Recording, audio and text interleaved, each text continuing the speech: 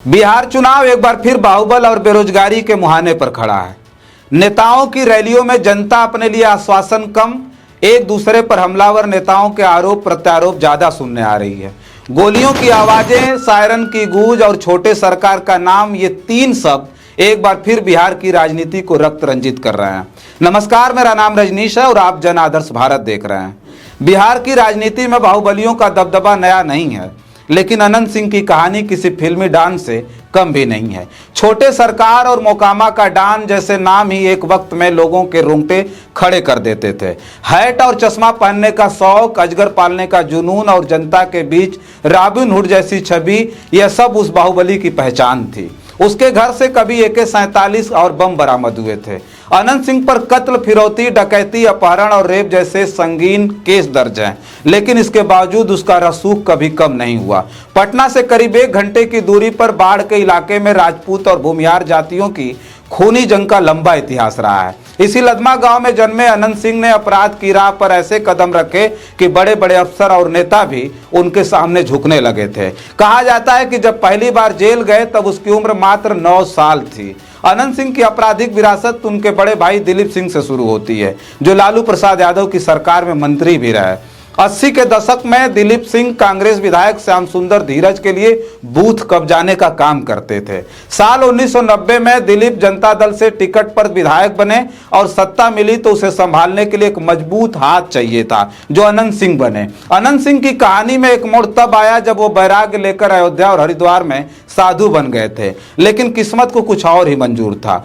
जब सबसे बड़े भाई बिराची सिंह की हत्या हुई तो अनंत सिंह का साधु रूप खूनी बदला में बदल गया था। उन्होंने नदी पार करके अपने भाई के हत्यारे को ईंटों से कूच कूच कर मार डाला।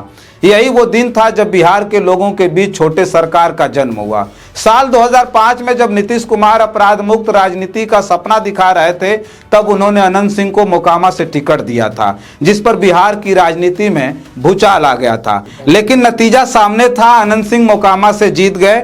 छठ पर धोती बांटना, गरीबों को तांगा देना, रमजान में इफ्तार करना, यही वो तिकड़ी थी जिसने अनंत सिंह को मोकामा में गरीबों का मसीहा बना दिया और इसके अपराध को ढक दिया। लेकिन साल 2015 में जब नीतीश और लालू फिर साथ आए तो अनंत ने JDU से इस्तीफा दे दिया था। उसी साल उन्होंने जेल से चुनाव लड़ा। एक दिन में प्रचार नहीं किया, फिर भी 18,000 से ज्यादा वोटों से जीत गए, जो उनके रसूख और जनता के बीच छोटे सरकार की छवि का प्रमाण था। अनंत सिंह का खौफ किसी से छिपा नहीं है। साल 2004 में STF की छापेमारी के दौरान उनके आवास पर गोलियां चलाई गई थी, जिसमें एक जवान शहीद हुआ था। साल 2007 में बलात्कार और हत्या के एक संगीन मामले में नाम उछला और जब पत्रकारों की टीम उनसे सवाल करने पहुंची तो उनके समर्थकों ने उनकी पिटाई कर बंधक बना लिया था।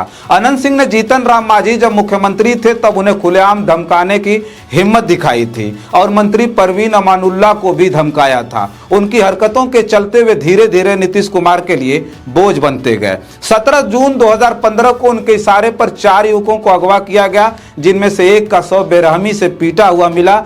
16 अगस्त 2019 को उनके पैतृक घर में एक AK-47 राइफल, 2 हैंड ग्रेनेड और 26 जिंदा कारतूस बरामद हुए थे, जिसके बाद उनके खिलाफ UAPA के तहत मामला दर्ज किया गया था।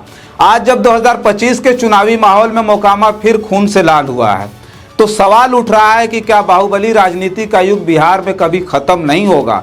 गोलियों की आवाजें, सायरन की गूंज और छोटे सरकार का नाम, ये तीन शब्द एक बार फिर बिहार की राजनीति को रक्त रंजित कर रहे हैं। बस इस वीडियो में इतना ही। बहुत सारी खबरें लेकर के आपके बीच में हाजिर होंगे। हमारी इस खास रिपोर्ट पर आपकी क्या प्रतिक्रिया है, कमेंट बॉक्स में जरूर लिख कर बताइएगा। बहुत बहुत धन्यवाद।